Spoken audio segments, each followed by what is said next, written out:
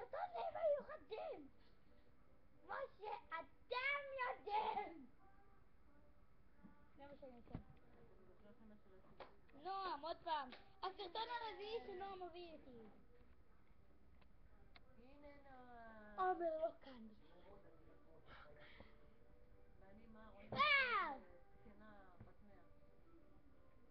בסדר, אבל כאילו שתקת לו.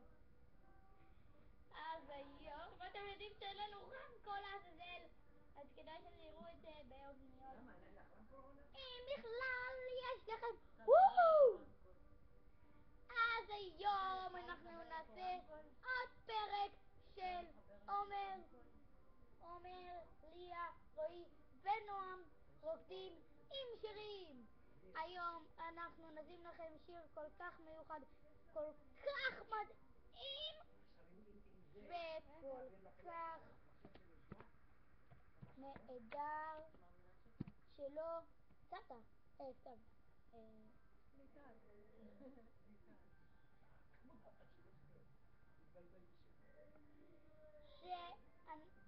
סרטון כל כך מיוחד כמו שאמרתי קודם, שאתם כל כך תרצו. שומעים סרטונים קצרים, נכון? גם אני שומע. בזמן האחרון אני עשיתי סרטונים מאוד קצרים של איזה 9 דקות, 10 ו8. היום אולי אנחנו נעשה סרטון קצת יותר ארוך של איזה 10, 11, 9, 12 דקות. אז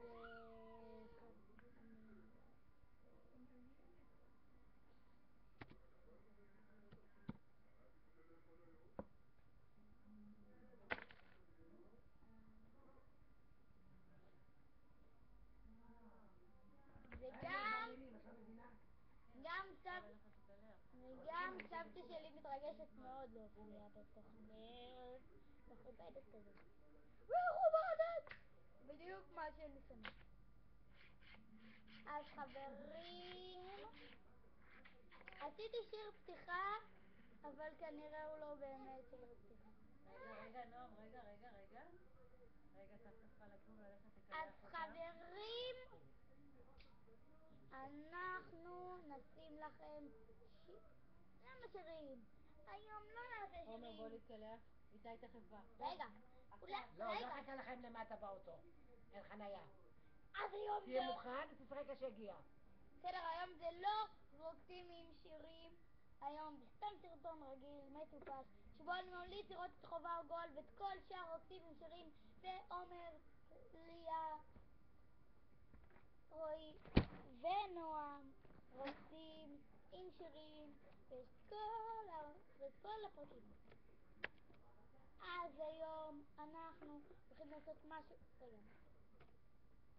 משהו מגניב שבאמת